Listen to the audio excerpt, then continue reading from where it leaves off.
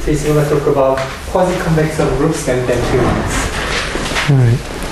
Great. Well, thanks everybody who stuck it out to the last talk. So so today I want to talk about quasi-convexity and Dehn filling.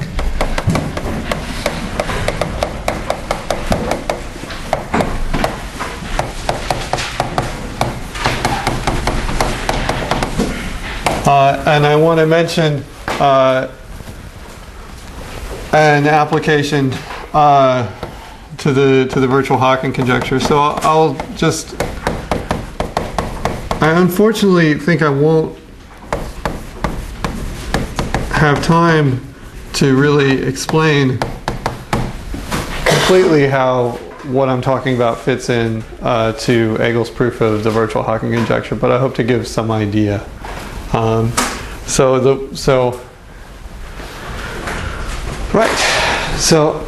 let me just begin by kind of mentioning that. So the work I'm going to talk about today is all joint work with, the work of mine is joint with Ian Egel and Daniel Groves. And it feeds into Egel's proof last year of the virtual Hawking conjecture. So 2012, which I believe you got some lectures on a few months ago, right? So Egel proved the virtual Hawking conjecture. Just in case anybody wasn't here for that, maybe I'll remind you what and even if you were, I'll remind you what sort of the key statement was that was left of the virtual Hawking conjecture when this work of Egel's started. Was so specifically, so Egel proved the following statement, which is that if M is a closed hyperbolic three-manifold,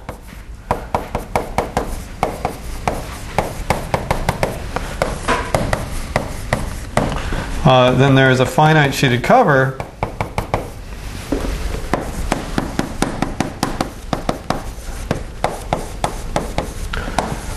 M tilde to M. I'll need to refer to the map pi later, and an embedded pi1 injective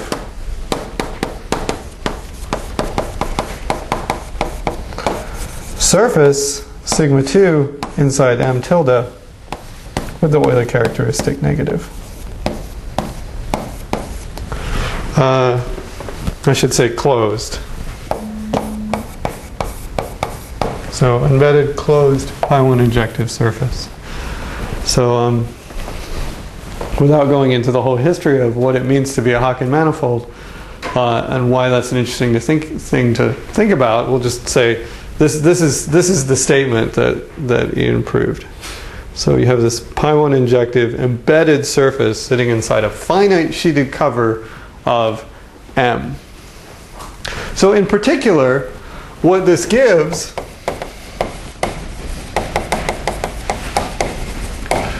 you get an immersed pi1 injective surface sigma 2 in M from that. So this is backwards though. It was actually already known that there were these immersed pi1 injective surfaces by earlier work of Kahn and Markovich. And I'm sure Ian talked about that as well. So 2009, so Kahn and Markovich showed M3 hyperbolic contains many nearly totally geodesic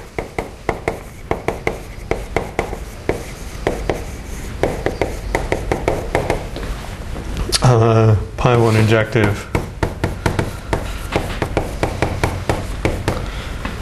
immersed surfaces.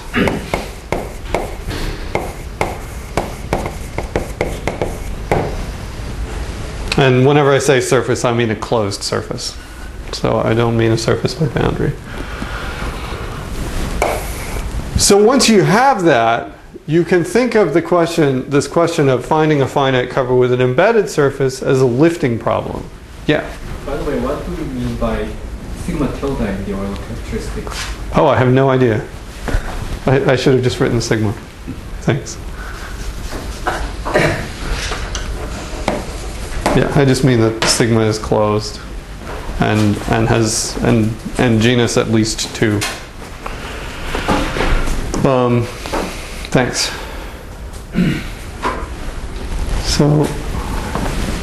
So Kahn Markovich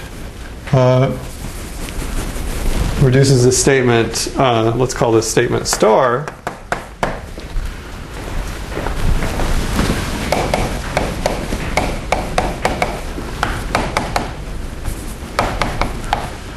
to a lifting problem.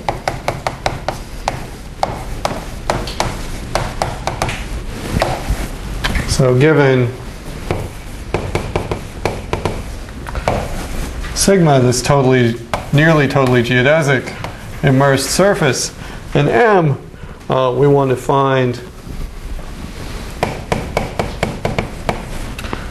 this M tilde, a finite cover, so that sigma lifts to an embedding. So I don't know if hopefully the grammar is clear from the order in which I wrote things down. So given this business, we want to find this lifting.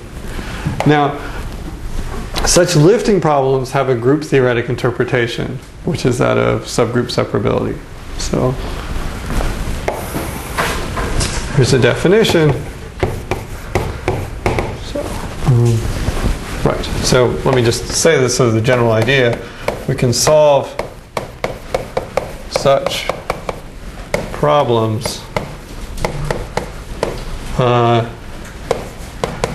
given certain separability conditions.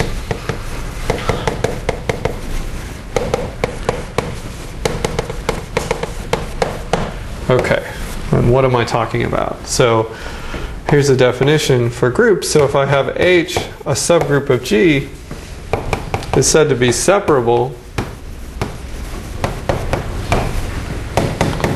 if for all elements G not in H, there's a finite quotient in which you see that G is not in H.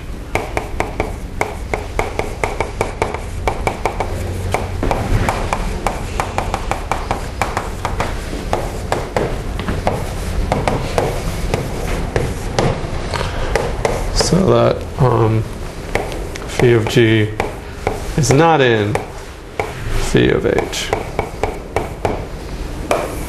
Okay, so that's the group theoretic formulation. So saying that the trivial subgroup is separable is the same as saying that the group G is residually finite, right? So it's saying you can distinguish elements from the trivial element in finite quotients. So saying that H is separable for some other group is saying you can distinguish membership in that group looking only at finite quotients.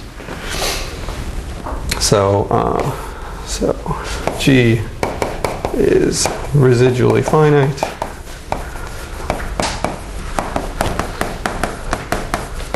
if and only if one is separable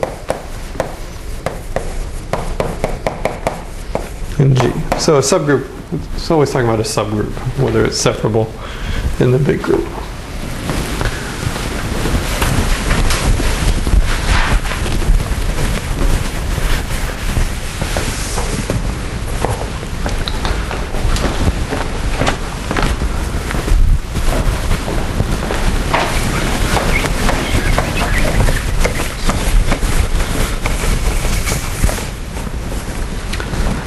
Okay, right. But there's a topological interpretation of this idea due to Scott. So.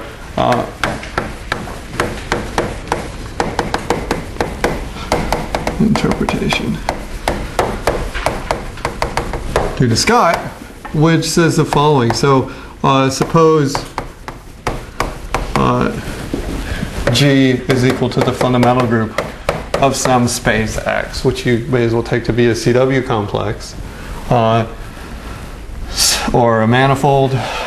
So take X to be a CW complex or a manifold, and then I've got X tilde sub H to X is the cover corresponding to H. So then H is separable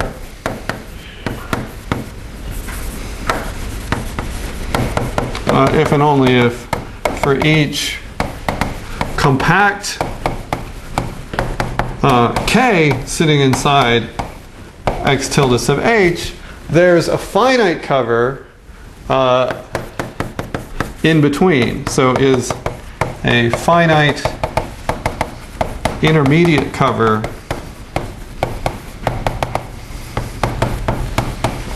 into which K embeds.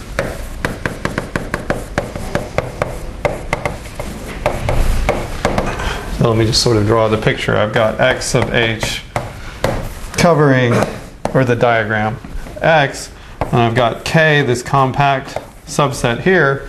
And when I say an intermediate cover, I mean this guy right here. So there's some cover X tilde, and this is supposed to be a finite degree. And K is supposed to embed here as well. Make sense? So for the Kohn-Markovich surfaces, if you look at the cover of the three-manifold corresponding to the surface subgroup, the Kohn-Markovich surface subgroup, it'll have an embedded surface in it. It'll have an embedded pi1 injective surface in it. And then, so if it's separable, you'll get a finite cover in which that surface embeds.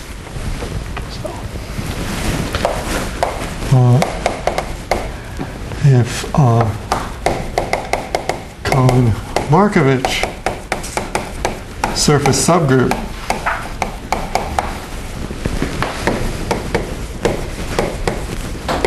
is separable, we get that this M tilde,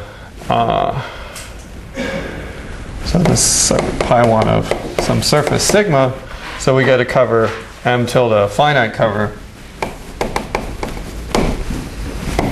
to M with sigma embedding in M tilde.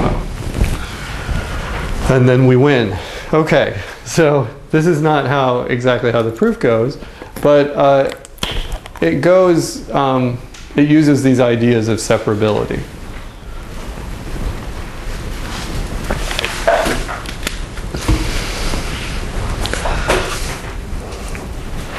Okay, so after the fact, after we have Hegel's theorem, we know that in fact the Kohn-Markovich surfaces are separable.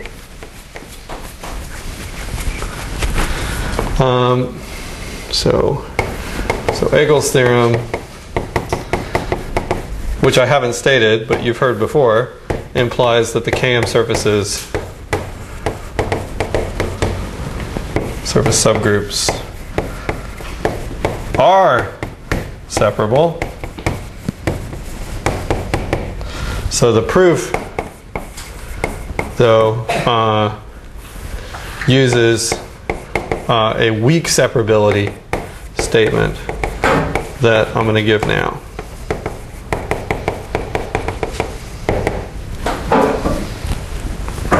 So this work, the work that's joint between me and Ian and Daniel Groves, gets you this weak separability, and then Ian has this very clever supercoloring argument that allows you to promote this weak, in some sense, promote this weak separability to actual separability. Okay.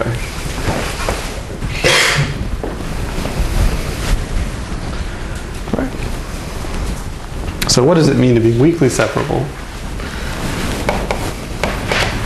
So remember, separability meant that there was some finite quotient, so given any element not in the subgroup, there's a finite quotient where you see that. So now we're going to weaken that to not necessarily a finite quotient, but a quotient in which the subgroup is finite. So H, subgroup of G, is weakly separable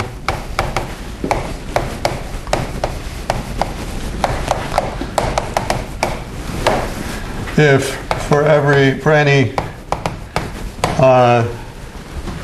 G not in H, there is a quotient, not necessarily finite,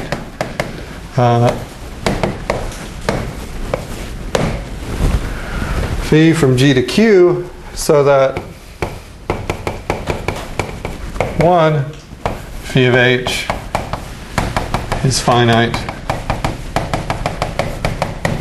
and 2 phi of G is not in phi of Q. Okay, what is that going to mean? So if I show that the Kohn-Markovich surface is weakly separable, that's going to imply that I can lift it to an infinite sheeted cover, but where the surface itself is still compact. So phi of H again? Yes, I do. Thank you. That should be phi of H.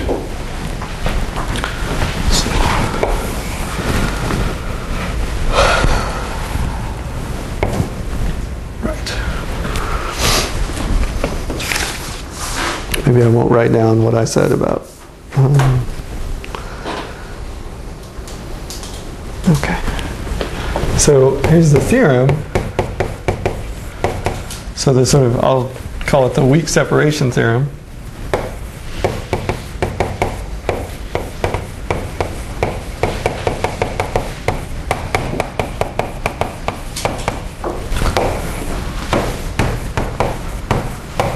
So suppose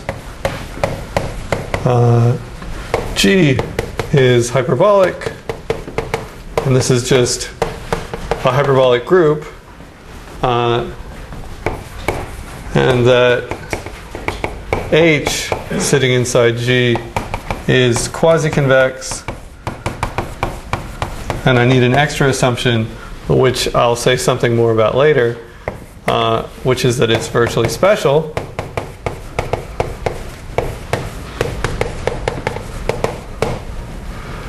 So then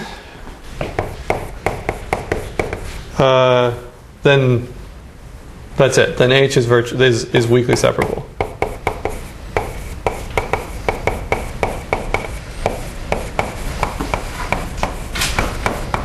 Okay. Just some comments about virtual specialness.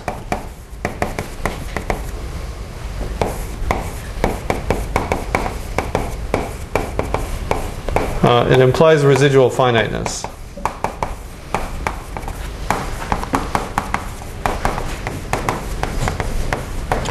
So moreover,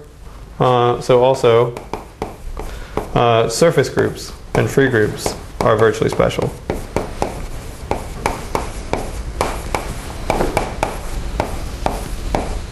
So I'm just going to write VS from now on.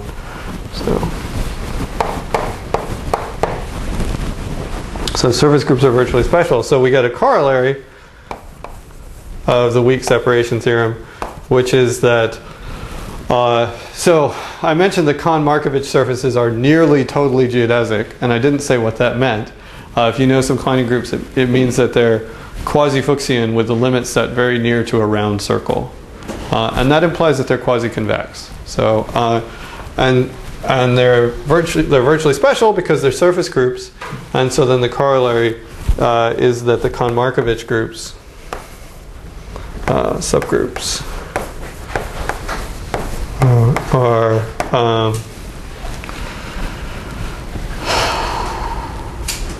weakly separable.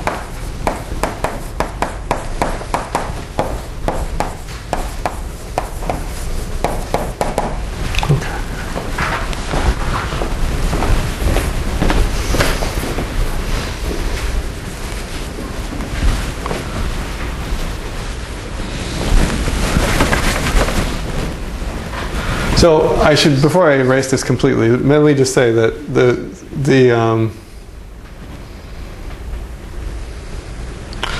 so the difference between separable and weakly separable has to do with this intermediate cover, whether I can take this to be finite sheeted or whether I can take it not to be finite sheeted. So it's going to be an infinite sheeted cover, but it's going to be different from this. Sorry. Okay, I don't think I have a good way to say what's going on there in terms of these covers. That's maybe a good thing for you to think about, though. Is virtual specialness is basically the condition that you need, or can you replace by residual? So no, you cannot replace it with residual finiteness as far as I can see. So virtual specialness is important, and the reason virtual specialness is important is the Mel-normal special quotient theorem. And so that's one of the key ingredients that go into the weak separation theorem. So two key ingredients for the weak separation theorem are one, the Mel-normal special quotient theorem of y's,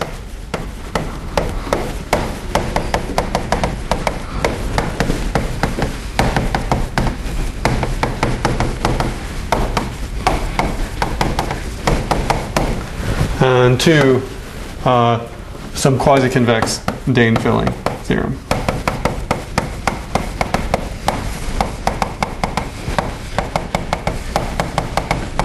Okay, and that's AGM. Now, these are both in some sense Dehn filling theorems. And if I had another couple lectures, I could sort of talk about MSQT as well. But maybe it's best that I don't. I should maybe just let me say, what is this virtual specialness? So it's a result of Hagelin and Wise. Is that virtual specialness is equivalent for hyperbolic groups. So G hyperbolic. So G being virtually special is equivalent to G is cubulated, and all its quasi-convex subgroups are separable.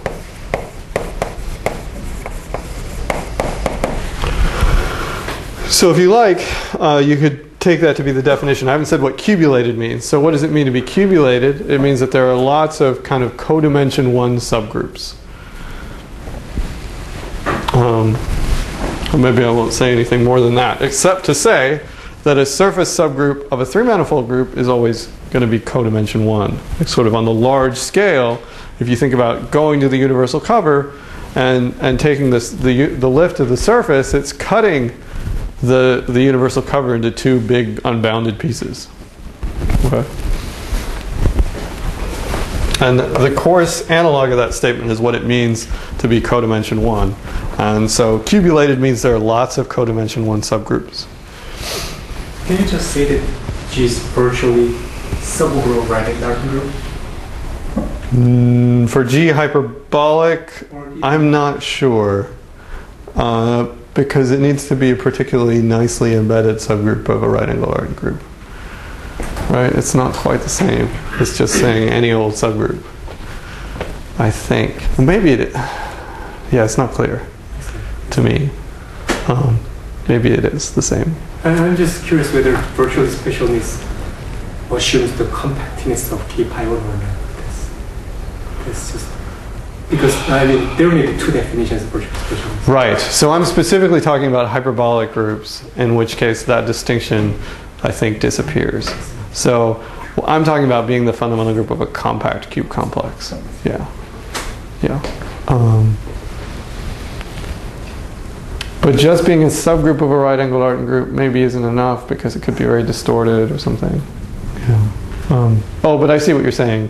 If I didn't care about co-compactness, then, right, that would be fine.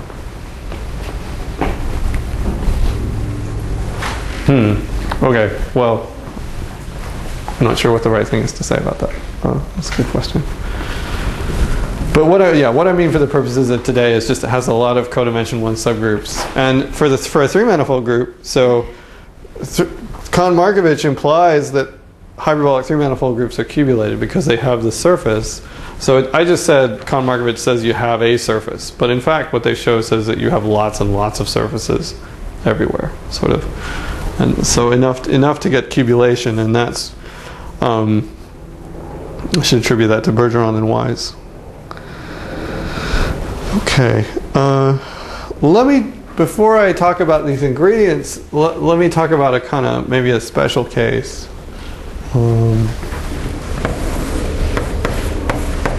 when you say cubulating, so GX on cat0 cube complex? That's right. Properly and and I mean co-compactly, that's right, yeah. That's so right. that's what you mean by Yeah, I guess that's another, yes, that's the same thing. Yeah. Properly and co-compactly on a cat0 cube complex. So virtually special means some finite index subgroup of G. Especially X with a special quotient. Okay, Yeah, special exactly. quotient. Okay. Exactly. Okay. Yeah. So it doesn't have any of these hyperplane pathologies. Exactly. But they show that that's equivalent to saying that all these hyperplane subgroups are separable. And that's not too hard to see. I mean, if the wall subgroups are separable, that means that you can remove the pathologies fairly easily by passing to finite covers. Yeah.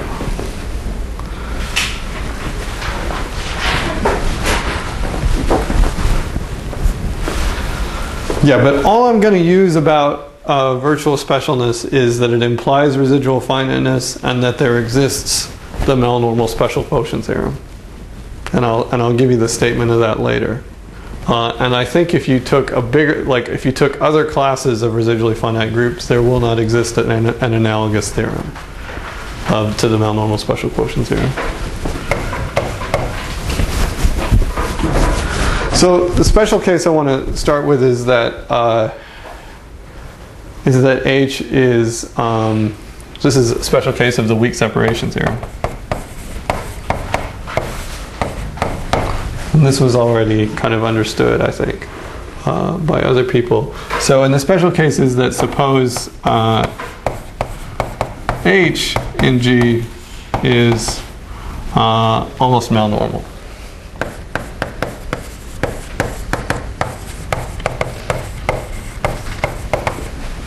And quasi-convex, but that's in the assumption, I hope, if I wrote it down correctly. Yeah. So suppose it's almost Mel-normal. So if it's almost Mel-normal and quasi-convex, then Bowdich's result tells you that the pair G, H is relatively hyperbolic.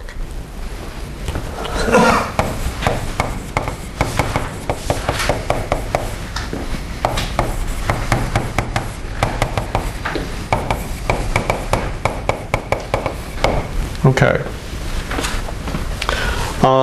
Now, I'm going to write down a souped-up version of the Dehn filling theorem that I talked about last week, and then apply it. So souped up, relatively hyperbolic Dehn filling theorem, and I'll soup it up more later, but this is partly just to remind you the statement. So if I have GH relatively hyperbolic, and if I have F sitting inside G a finite set, then there is a finite bad set sitting inside H minus the identity, so that if I have N normal in H with N intersect B empty, then I get all this good stuff happening. So one is that if I look at H mod N, so right, and then I look at the filling, phi from G to G of n is the Dehn filling.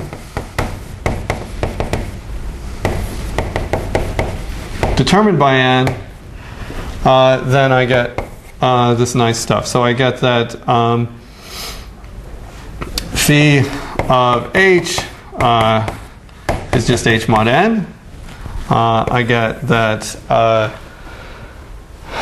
the pair g of n comma h mod n is relatively hyperbolic. 3, I said before that if I look at phi restricted to f, it's injective. And I want to add one extra thing, 4 here, which is that if I look at which things become parabolic, well, they're only the things that were parabolic before. So if I look at phi of f intersect h mod n, this is just equal to phi of f intersect h. So no new parabolics.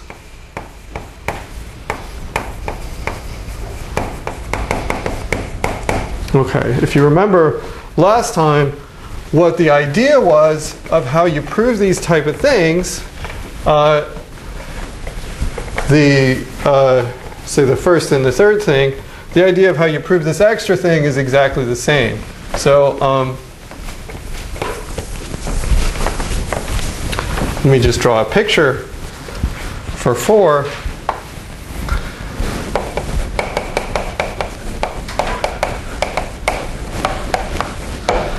So I've got this element f, which is in f, and I'm worried that it's become parabolic. So there's some parabolic element p, and they differ by a product of conjugates of things in n. So we've got n1 up through nk. And again, I can extend to this punctured surface and kind of try and triangulate and pleat it.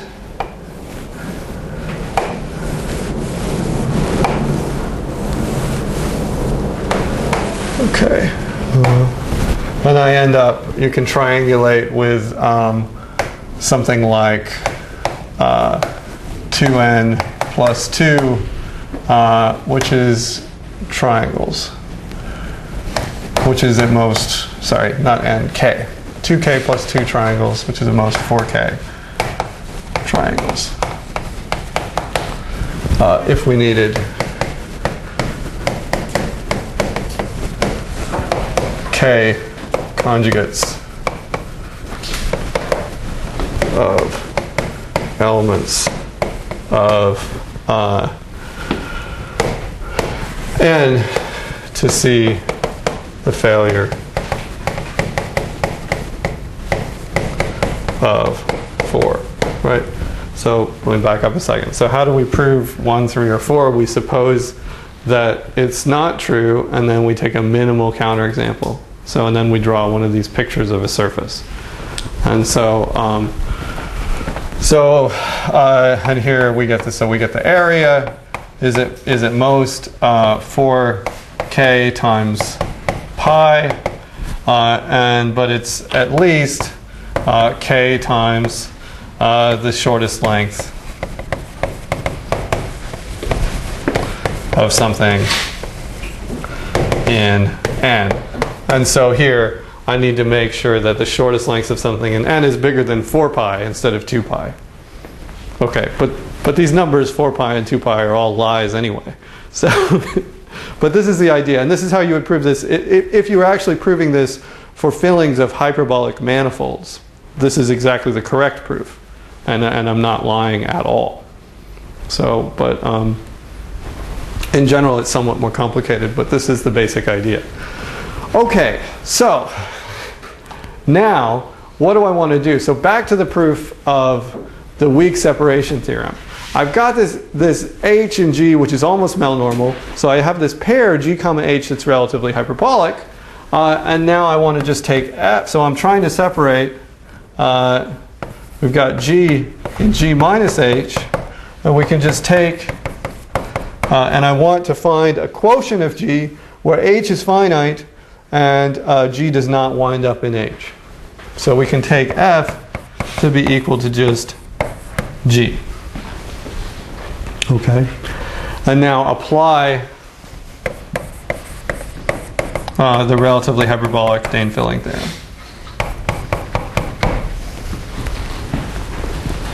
What do we get?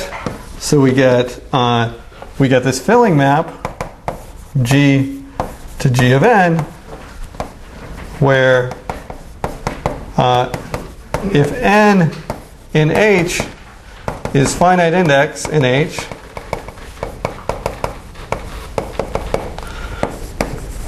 and Mrs. B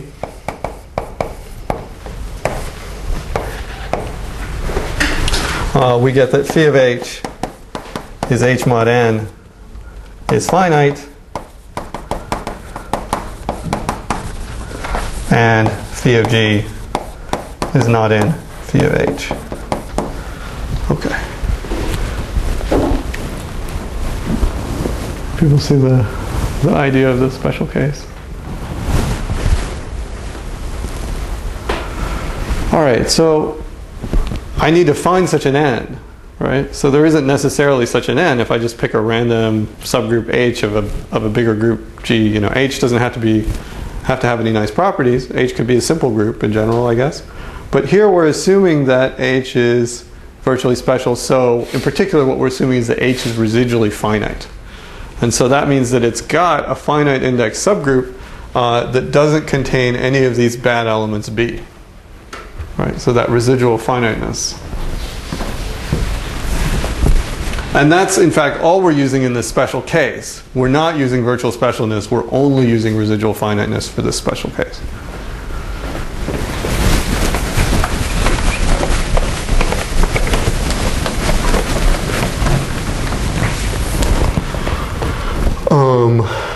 Right, but that's actually the end of the proof there. So well, it's not quite the end of the proof. Okay, I should say such an n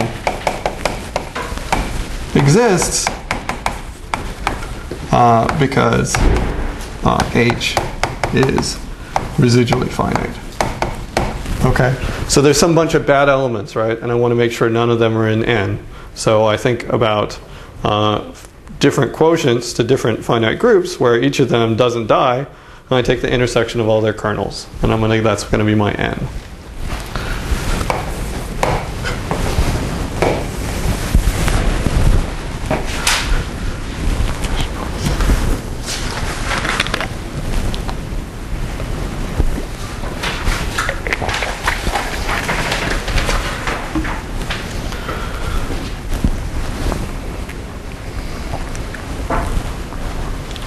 Okay, so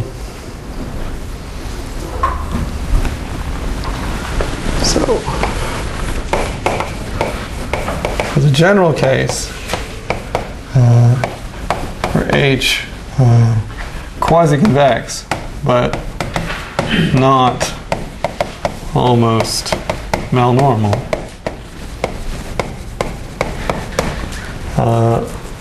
we need this notion of height.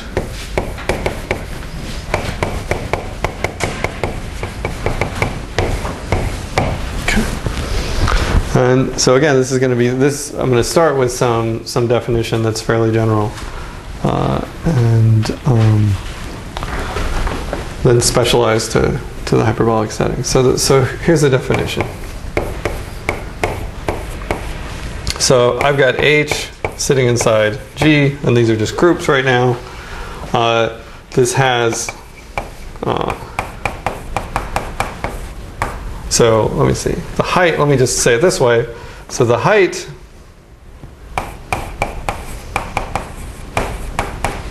of H is the maximum number of distinct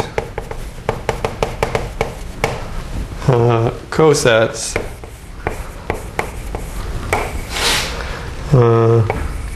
G1H up through GNH, so that if I look at the intersection of the corresponding conjugates, I get something infinite. So,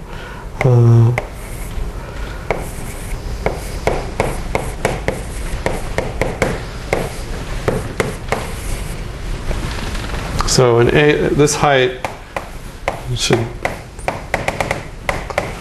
well, could be 0, it could be some finite number, or it could be infinite.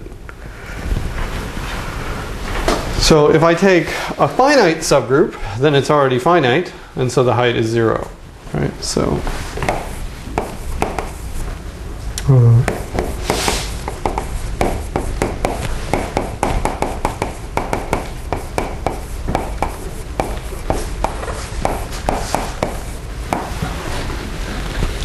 and if I take an infinite subgroup that is malnormal or almost malnormal, then I get height 1, because that's, remember, maybe I'll just write that down. So height of a malnormal subgroup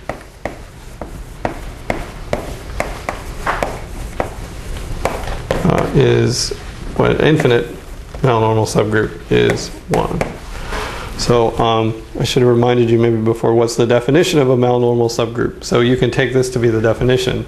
But what it's saying is that if you pick any element not in the subgroup and conjugate, then you get something with trivial intersection with the original subgroup. So malnormal says that if I look at H intersect H to the G, this is trivial when G is not in H. And almost malnormal says that the intersection is finite when G is not in H.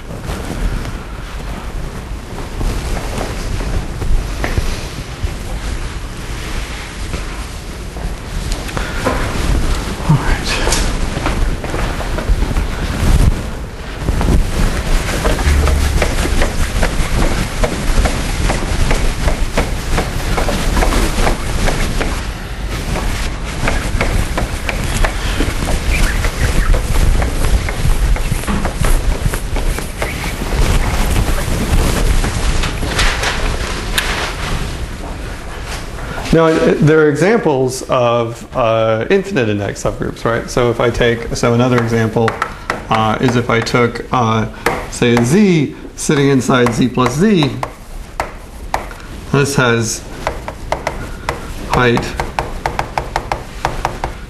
equal to infinity.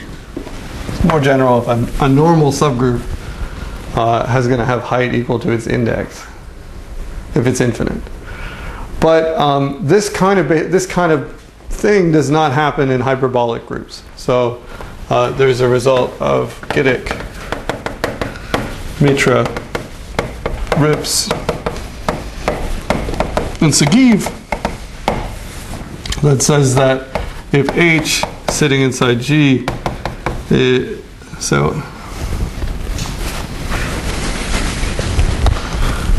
suppose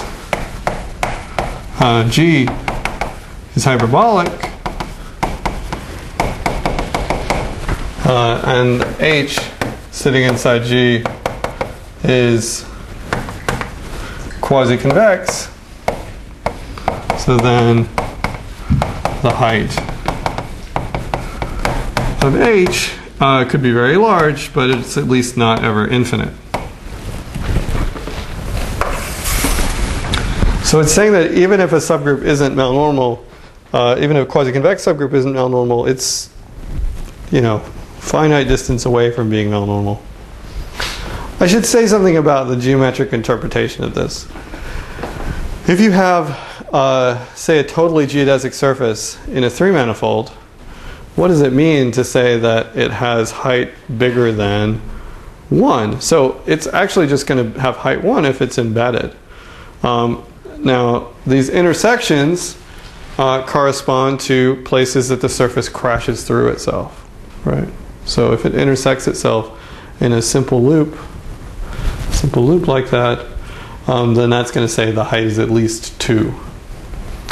Now, if that loop, like in a Kohn-Markovich surface, one of those loops is going to have zillions and zillions of pairs of pants coming into it. And that's going to tell you that the height is actually very large for a Kohn-Markovich surface, if you have any familiarity with those. Okay. But it's still finite, according to this.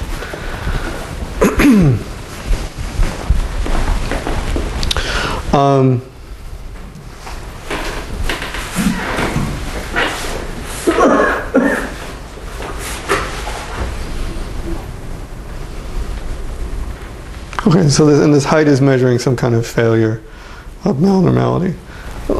Let me also say though that so height is also defined for collections of subgroups.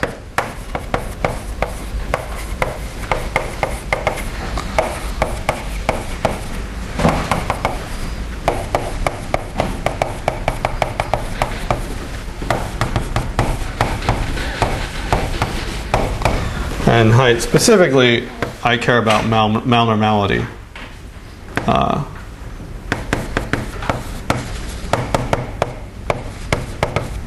Height 1. So if I have H, a collection of subgroups, then the height of H is just the maximum n, so that there exist distinct cosets, same thing.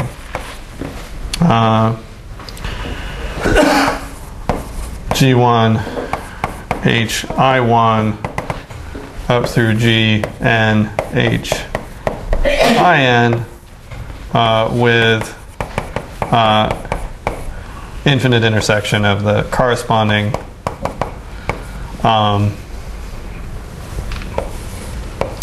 conjugates. So that should be a J, I, J, GJ inverse. Okay, so the only place I'm going to use this is the idea of a malnormal collection. So that's a height 1 collection. So that means that at least one of them is infinite. And if I take any of them, intersect any conjugate of any of the others, I should get a finite subgroup. So that's the situation, for example, if you have a manifold with many cusps. The collection of cusp subgroups is going to be height 1.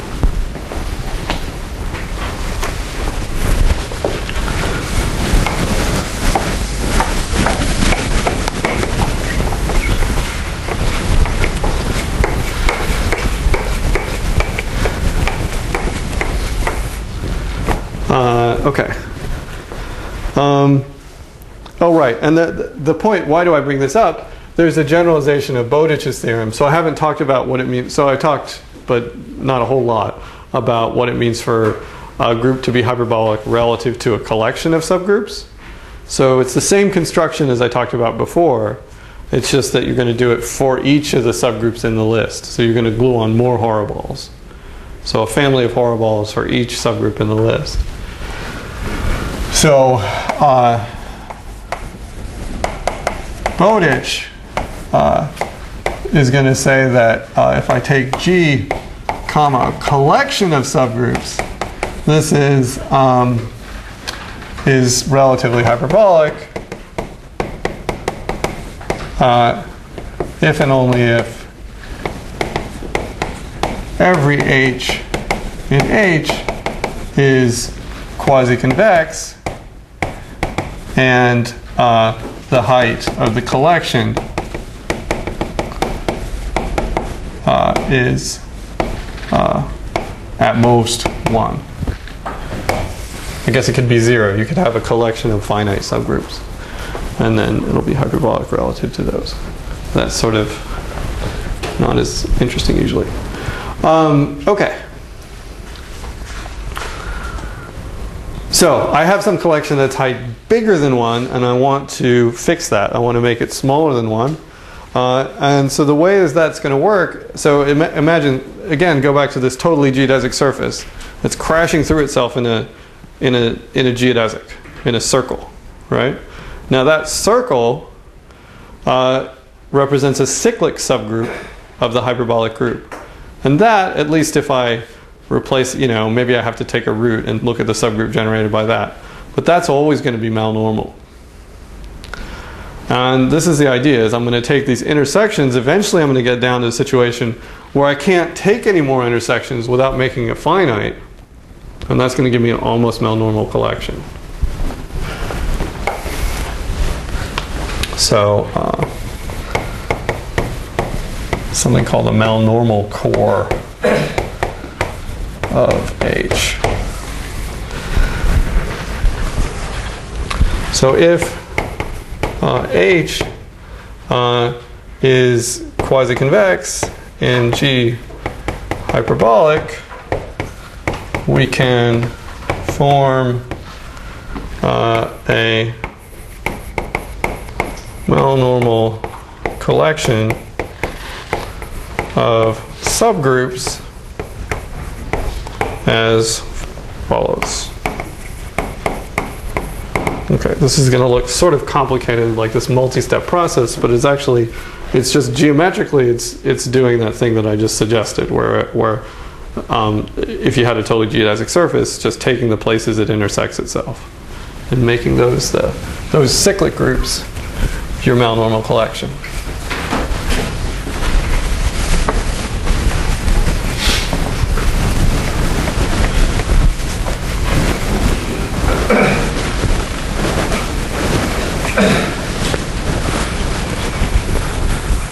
Okay, so what are we going to do?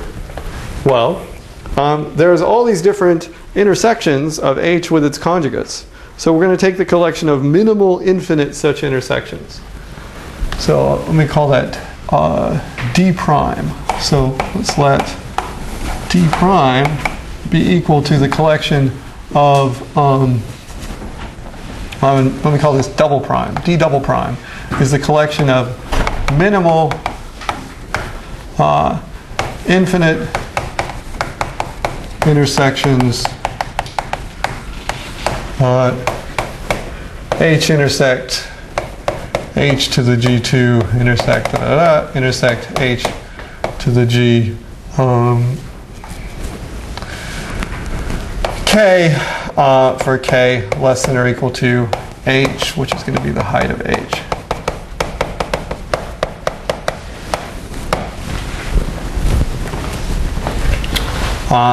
And then we're going to let D prime be equal to the set of H commensurators of elements of D double prime. Okay, the issue here is sort of a slightly technical issue, which is that if I have a nice malnormal subgroup of a hyperbolic group, and then I take a finite index subgroup of that, it's got the same limit set as the original thing, but it stopped being malnormal. But it's only malnormal for sort of a silly reason, because I just left out some elements that are going to give me a group that's just a finite index supergroup of the thing that I first thought of. So when I replace an element by its commensurator, in this setting, I'm always replacing it by a finite index supergroup with the same limit set in the boundary at infinity. And so D is chosen from D prime by picking one element per H conjugacy class.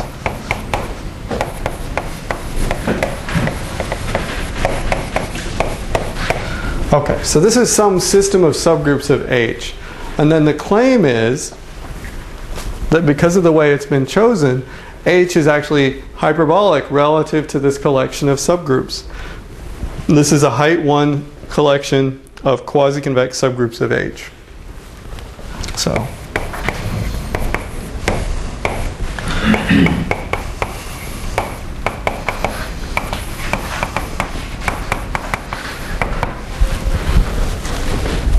Okay. So I've got this, at least for my subgroup, I have this nice peripheral structure now, which is capturing exactly the places where it, I want to say where it intersects itself the most, right? So where I have the most possible conjugates of H which are intersecting in something infinite. Does that make sense? People usually get stuck on this word minimal. I mean minimal in this with the order just inclusion. Right? So if I intersect more conjugates, I get something which is smaller. Okay, it's backwards. Okay, so I get this, I guess this HD, which is relatively hyperbolic, and I can use this D to get a peripheral structure on P, on H rather, sorry, G, get a peripheral structure on B, on A, on the big group, G. So by replacing elements with G commensurators and removing redundancies.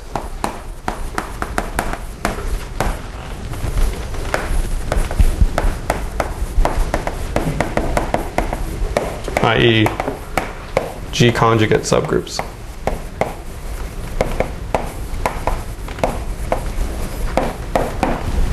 So I never have a hope of getting a relatively hyperbolic pair if my collection of subgroups contains an infinite subgroup and something else which is conjugate to it. Because those are going to have basically the same set of cosets up to bounded distance. And so we're going to get all these doubled horodisks that ruin delta hyperbolicity. So that's why I need to throw away these things that are conjugate. Okay, and then the second claim is that, so this is claim 1, and then claim 2 is that actually the group G comma P is also relatively hyperbolic. Okay, so I've got this way of thinking of H comma D, this relatively hyperbolic subgroup of G comma P. Of course, everything in sight is actually hyperbolic. So you just need to check in both cases that I'm looking at a family of quasi-convex subgroups that has that satisfies the condition of Bowdich's theorem, which is that the height is at most 1.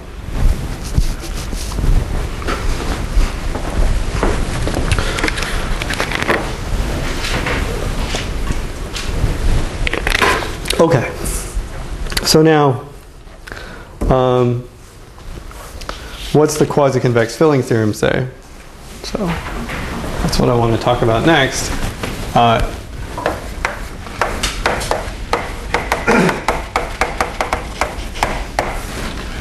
So I've got this kind of pair H comma D, which is sitting inside G comma P. And you have to be a little bit careful about what this means on the second term. So H really is a subgroup of G, but the elements of D are really only conjugate to elements of P. Some of them are subgroups of elements of P, some of them aren't. Some of them are only conjugate. Okay, so now I want to sort of focus on particular kinds of fillings which behave well. So so here's a definition. So if I look at phi from G to G of N1 up through Nm. So now, what's a filling of a group of a relatively hyperbolic group with several peripheral subgroups? You pick a normal subgroup of each one. And so you're dividing G out by the normal closure of their union in that case. So this is called peripherally finite, or PF.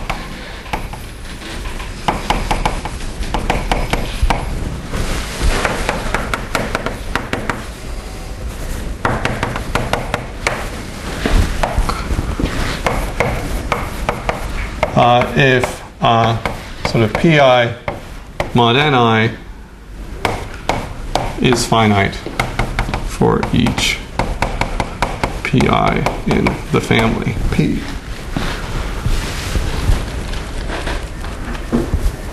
So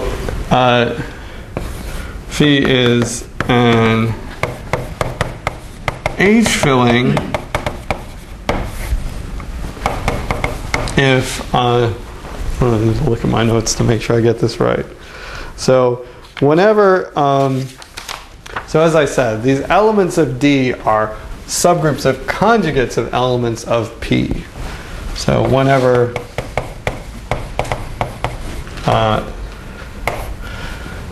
D in curly D is a subgroup of P to the G. So this is for P in curly P. And this only happens, by the way, once. Then if I look at, so this is P, some Pi. So then if I look at the filling kernel and I conjugate that by G, well, that's in general, that's just some finite index subgroup of Pi to the G. But D is also a finite index subgroup of Pi to the G, and I want to make sure that Ni to the G lies inside D.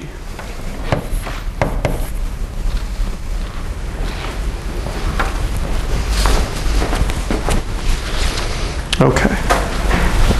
So that's what I mean by an H filling. And so then, so for an H filling, you get some sort of induced filling of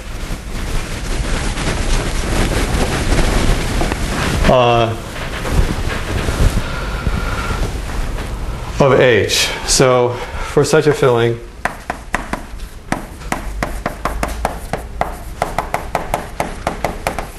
we're going to get an induced Dehn filling, still peripherally finite,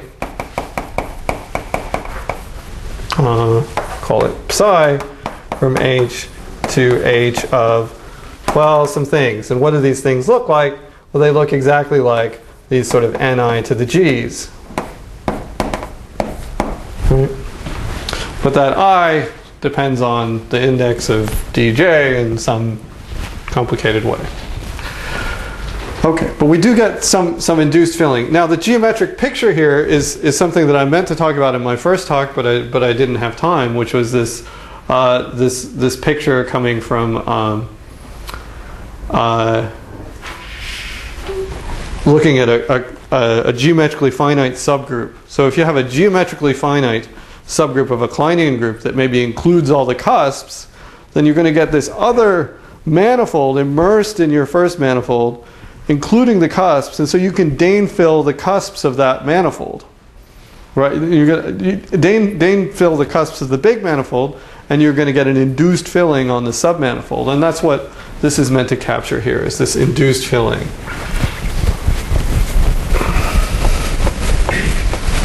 Okay, so now then what's the quasi-convex filling theorem?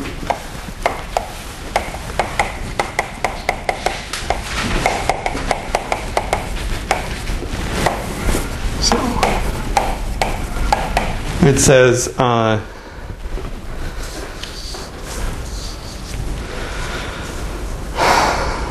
so if I have all this as above, so I've got H D sitting inside G comma P as above, then there is a finite bad set B sitting inside the union of the peripheral subgroups of G, so that if G going to G of N1 up to Nm is a peripherally finite H filling with the union of the Ni's, so this is the union of the P minus the identity, so the bad things are always non-identity, the union of the Ni's intersect B empty. Okay, so this is very similar to the hypothesis of the relatively hyperbolic Dehn filling theorem. It's just some extra stuff about the subgroup, but this extra stuff about the subgroup is important. So what are the consequences?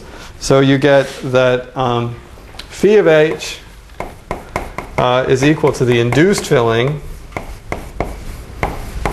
So nothing extra died in H other than what had to. Second, phi of H is a quasi-convex subgroup in this G bar. So let's call this just G bar. Phi of H is quasi-convex in G bar. And notice that G bar, if I make the finite bad set big enough, G bar has to be hyperbolic because it's going to be hyperbolic relative to a bunch of finite subgroups. These pi mod ni are finite. Third, phi of, right, I left out a hypothesis. So we're going to let G be in G minus H. So this is this thing that I want to separate. So phi of G, and this bad set B depends on G. So phi of G is not in phi of H. And 4, we don't have that phi of H is finite, but its height has gone down. So height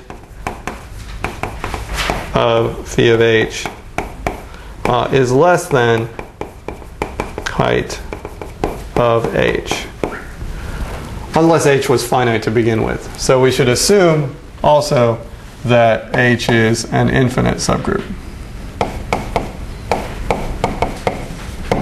Okay. Because we don't have anything to prove if H is already finite, if we're after the weak separation theorem. Okay. Does that statement make sense?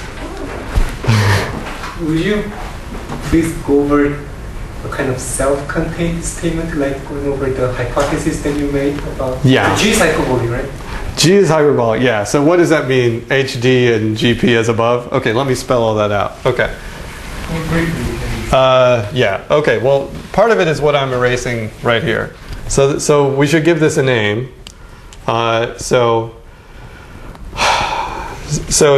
Right. So this D and P are induced by H. We'll say D and P are induced by H. Okay. And so H is some quasi-convex subgroup. So we assume that G is hyperbolic. H sitting inside G is quasi-convex. Okay. And so if it's height 1, then D is just equal to H, and so is P, and then it's the special case that I did before. If height is bigger than 1, then D is going to be some proper subgroups of H, which form a malnormal collection. So D is the malnormal core of H. I think this is the terminology we used in the paper.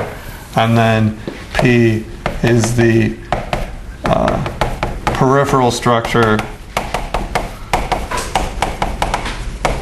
on G induced by H. Okay, but all of that stuff is coming from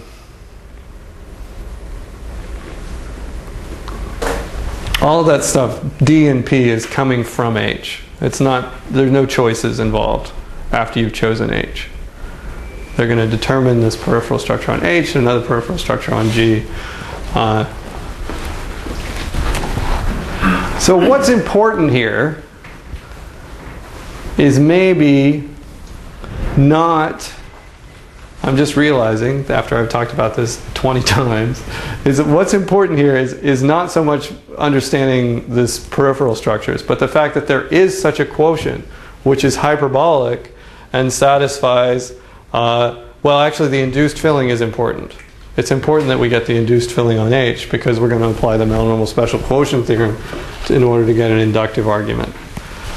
So, what are you trying to do? You've got some element, little g, that you're trying to separate from H. If H was malnormal, you do this easy argument that I gave you before. H is not malnormal.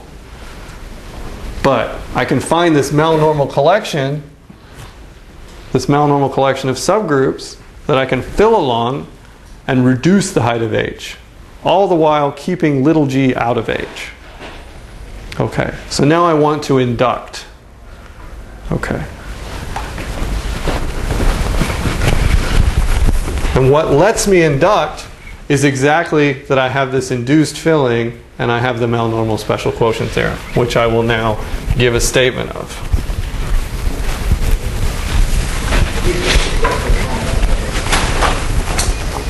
So the relatively hyperbolic Dehn filling theorem implies G bar is hyperbolic? Yes. Yeah. Yeah, for a suitable B. I can always make B bigger if I want. Yeah. So I want to induct. But what if phi of H is no longer residually finite? Right? So if H is residually finite, then all these subgroups D are residually finite. And so all the things in P are finite index supergroups of things in D. So they're all residually finite. But a priori, there's no reason why this quotient of H should continue to be residually finite. But we have the Mel-normal special quotient theorem, which tells you that it is enough of the time. So this says the following. So suppose H is hyperbolic and virtually special, and that H comma D is relatively hyperbolic. So in other words, the elements of D are quasi-convex, and they together form a Mel-normal collection. So then there exists finite index di dots in di. So these are the things in curly D, so that if the ni's are normal in the di's are and finite index, and ni is contained in di dot for each I, then the filling that I get, H of n1 up through n L, is virtually special.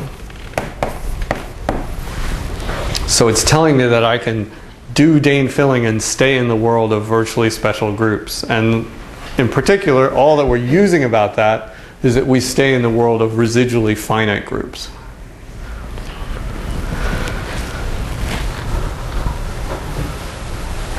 Okay, so it's a slightly different hypothesis than the hypotheses of the relatively hyperbolic Dehn filling theorem and the quasi-convex filling theorem. But all these hypotheses, though they're slightly different, they're all compatible.